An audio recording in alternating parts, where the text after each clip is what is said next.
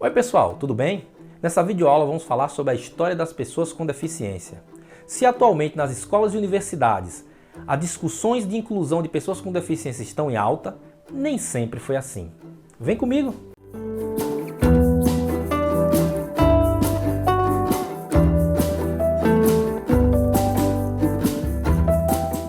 Bem, eu vou fazer uma coisa que muito historiador vai ficar chateado comigo, que é resumir séculos de história em poucos minutos.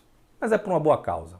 Nas sociedades antigas, como Esparta e Atenas, era comum que as crianças que nascessem com alguma deficiência aparente fossem mortas, inclusive com o aval do Estado.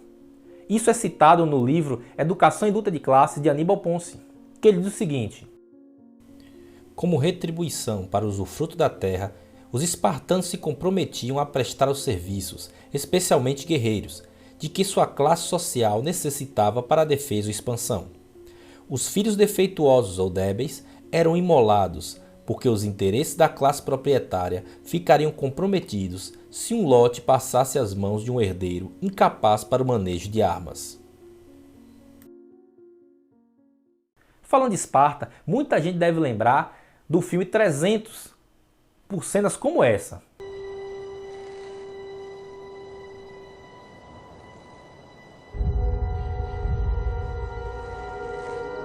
Madness. This is Sparta! No filme, há um personagem chamado Efialtes, que é um guerreiro espartano que nasceu com uma deficiência. Ele procura o rei Leônidas para tentar ajudar os seus irmãos espartanos na batalha contra os persas. Porém, o rei, percebendo que Efialtes não conseguia levantar o escudo, não permite que ele integre o exército espartano. Por conta disso, movido por raiva, Efialtes acaba traindo o exército espartano e mostrando um caminho para que os persas conseguissem emboscar e vencer a batalha. Claro, do ponto de vista histórico, Efialtes nunca seria uma pessoa com deficiência naquela sociedade espartana. Mas os criadores do filme inseriram esse personagem desta forma para mostrar como seria essa dinâmica entre os guerreiros tidos como guerreiros bravos, guerreiros espartanos, e uma pessoa com necessidades especiais para manejar as armas naquele campo de batalha. Por conta das ideias cristãs, principalmente da Igreja Católica Medieval, durante a Idade Média, as pessoas com deficiência deixaram de ser simplesmente mortas para serem abrigadas e acolhidas, porém, à parte da sociedade. Um exemplo famoso disso é o personagem o Corcunda de Notre Dame, em que a Disney fez um grande filme que muita gente assistiu na infância. Para protegê-lo eu insisto, fique sempre aqui, pra que sair? O Corcunda de Notre Dame apresenta uma realidade muito comum, em que padres ou os sacerdotes acabavam pegando essas pessoas da família e levando para o interior de mosteiros e cuidando delas de uma forma caritativa. Lembrando que até aquela época, até o direito à vida era negado a essas pessoas. E é também dessa tradição da Idade Média de entender a deficiência ou o corpo que não era considerado belo que influenciou diretamente a literatura. Muito conhecido, por exemplo, é Ricardo III, da peça de Shakespeare. A maioria das pessoas conhecem Ricardo III pela frase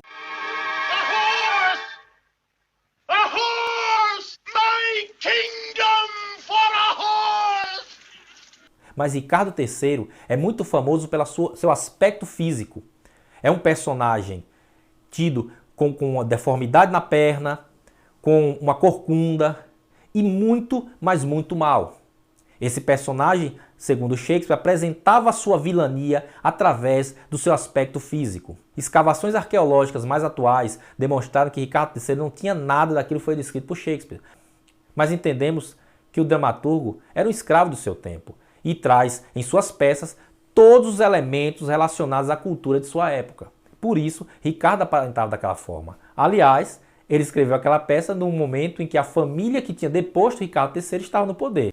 Outro personagem famoso de Shakespeare é Caliban, da peça A Tempestade. Apesar de não há descrição muito exata da sua aparência, Caliban é constantemente ridicularizado pelos outros personagens da peça. Inclusive, a sua maneira de agir denota raiva por conta que ele sofre por sua condição.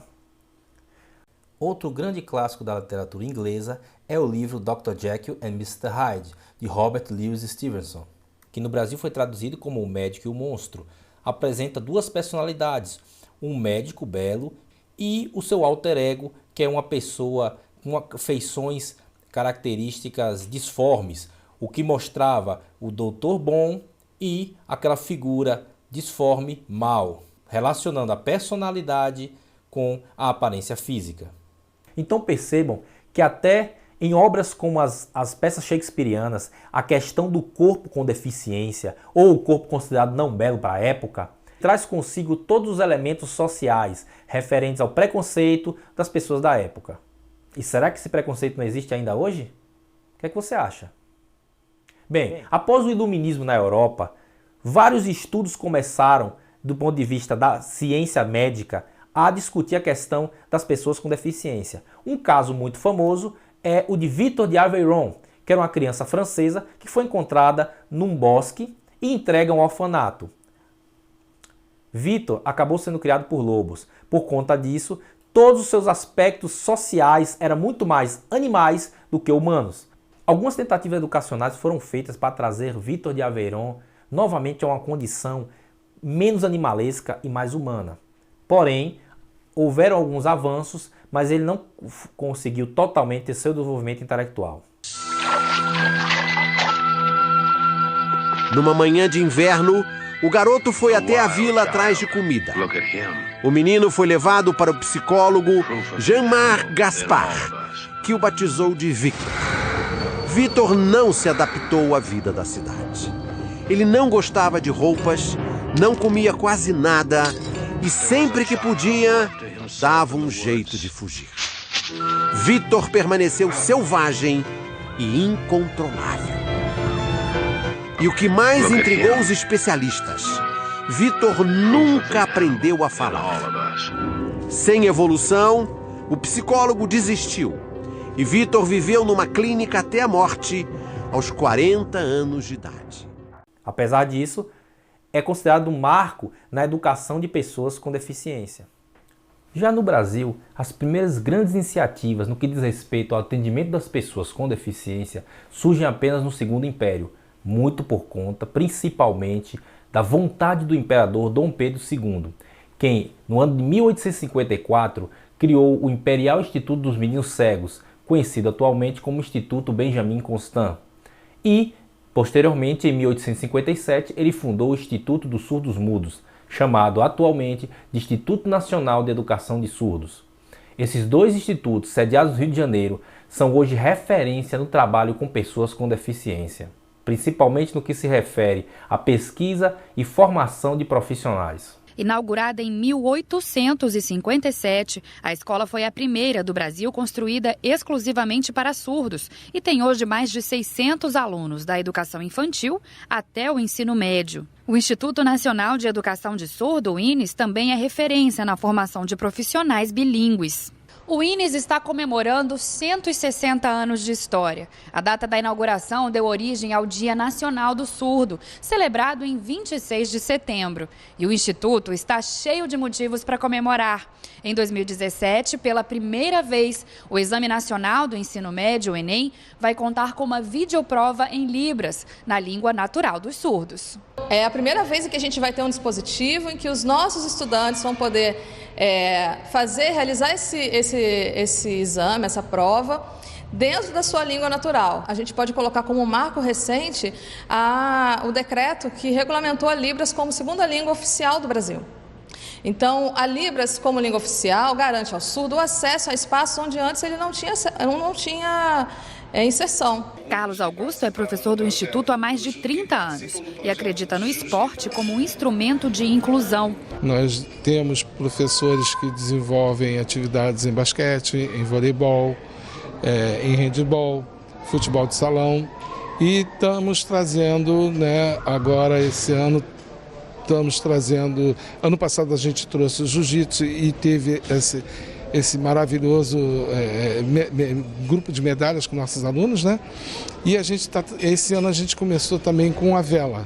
Depois de vencer os campeonatos brasileiro e sul-americano de jiu-jitsu de surdos, Leonardo vai representar o país nos Estados Unidos e quer mostrar que no tatame não existem diferenças. Para mostrar como surdo, ele pode ser igual aos ouvintes, né? Vários ouvintes aí fazem jiu-jitsu, conseguem se desenvolver, e eu quero mostrar que eu também posso, tal qual os ouvintes, terem o mesmo acesso, fazer o mesmo esporte, fazer o jiu-jitsu para conseguir me desenvolver e continuar nesse processo.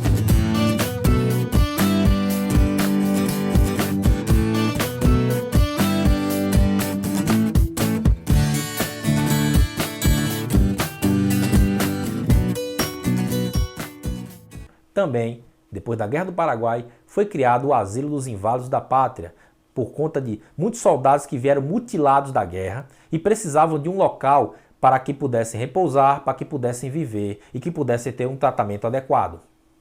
Porém, do Segundo Império do Brasil até meados do século XX, muito pouco do governo federal foi feito para as pessoas com deficiência. Assim, muitas instituições importantes para o Brasil, como a APAI, como a ACD e o Instituto Pestalozzi, foram criadas por pessoas que tinham envolvimento direto, como pais, amigos e pessoas diretamente interessadas na educação de pessoas com deficiência.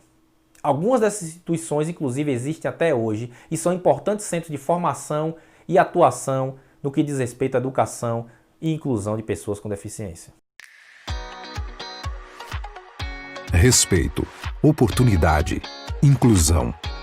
Conceitos essenciais para a construção de uma sociedade mais justa, que tem significado ainda maior para quem possui deficiência. Há mais de 64 anos, a Associação de Pais e Amigos dos Excepcionais, a APAI, dedica-se à prevenção e promove a cidadania às pessoas com deficiência intelectual e múltipla, apoiando a inclusão social e trabalhando na defesa de seus direitos. Uma corrente de apoio que mostra sua força por meio de números.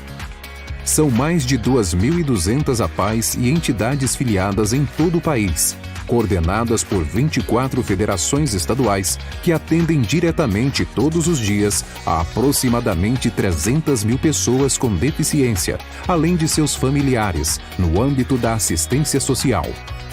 É o maior movimento social e filantrópico do Brasil e do mundo na sua área de atuação.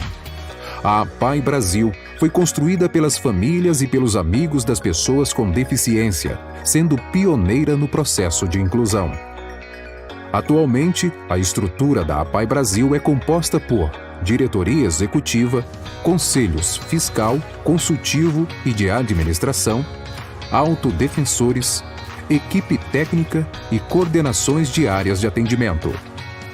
Esses times atuam na área da saúde, acompanhando as pessoas com deficiência em todo o seu ciclo de vida, na educação, com atendimento especializado e inclusivo nas unidades de ensino, na assistência social, promovendo qualidade de vida, na proteção dos direitos e da mobilização social em torno desse tema, na capacitação, ensinando e habilitando esse público em diferentes profissões, na autogestão, contribuindo para uma relação saudável entre eles e seus familiares, no desporto, promovendo a inclusão por meio do esporte, na aptidão artística e no envelhecimento, com o apoio dos centros Dia e Casas Lares. Você também pode fazer a diferença. As APAIs contam principalmente com a mobilização da sociedade para o desenvolvimento do seu trabalho. Saiba como filiar-se, fazer uma doação ou tornar-se um voluntário. Participe. APAI Brasil. Protagonismo na inclusão.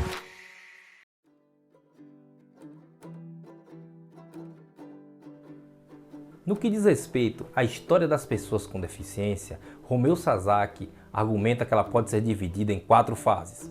Na primeira fase, que compreende todo o período anterior ao século XX, ocorre a exclusão das pessoas com deficiência ao processo educacional institucionalizado. Elas eram consideradas não educáveis, de maneira que o ensino para esse grupo era proibido. Já na segunda fase, que se inicia a partir da metade do século XX, é entendido como o período da segregação. É nessa época que surgem as primeiras escolas especiais, que oferecem uma educação voltada para as necessidades específicas de cada deficiência. Foram instituições como a APAI e a ACD que possuem o mérito de terem pela primeira vez oportunizado os alunos com deficiência a terem um ensino regular. Já a terceira fase, conhecida como integração, surge em meados dos anos 70 do século XX, apresentando as primeiras iniciativas de inserção dos alunos com deficiência nas escolas regulares. Tinha como objetivo principal integrar aquele indivíduo com deficiência ao convívio social, buscando trazê-lo o mais próximo possível da considerada normalidade. Entretanto, essa oportunidade, entre aspas, era oferecida apenas àqueles alunos que não possuíam uma deficiência severa. Além disso, partia do pressuposto que era o aluno com deficiência que devia se adaptar à estrutura física e ao currículo da escola regular. Infelizmente, ações como essa só serviam para colocar a culpa do fracasso da educação na criança com deficiência. A quarta fase é conhecida como inclusão e surge a partir dos anos 80, principalmente na Europa e nos Estados Unidos. Nela, há uma inversão na maneira de se enxergar o acesso dos alunos com deficiência à escola. Neste caso, não mais como na integração o aluno que deveria se adaptar à escola, mas sim a escola, a estrutura física, o currículo, as metodologias de ensino é que deveriam se adaptar à realidade de cada aluno. A partir daí, a ideia é partir de uma escola inclusiva para uma sociedade inclusiva. Um importante marco histórico na luta pela educação inclusiva ocorre no ano de 1994, com a Conferência Mundial sobre Necessidades Educativas, realizadas pela Unesco na Espanha e que teve como produto final a Declaração de Salamanca. Nela, o princípio fundamental das escolas inclusivas consiste em todos os alunos aprenderem juntos, sempre que possível, independentemente das dificuldades e das diferenças que apresentem. Essas escolas devem reconhecer e satisfazer as necessidades diversas dos seus alunos, adaptando-se aos vários estilos e ritmos de aprendizagem, de modo a garantir um bom nível de educação para todos, através de currículos adequados, de uma boa organização escolar, de estratégias pedagógicas, de utilização de recursos e de uma cooperação com as respectivas comunidades. É preciso, portanto, um conjunto de apoios e de serviços para satisfazer o conjunto de necessidades especiais dentro da escola. Percebemos o tortuoso caminho que as pessoas com deficiência passaram, desde o infanticídio ocorrido em Esparta e nas sociedades antigas, até hoje com a busca pela igualdade de direitos através da inclusão. Então é isso, pessoal. Chegamos ao fim dessa videoaula. Agora eu preciso que vocês leiam o texto base e façam a atividade proposta. Até a próxima, tchau!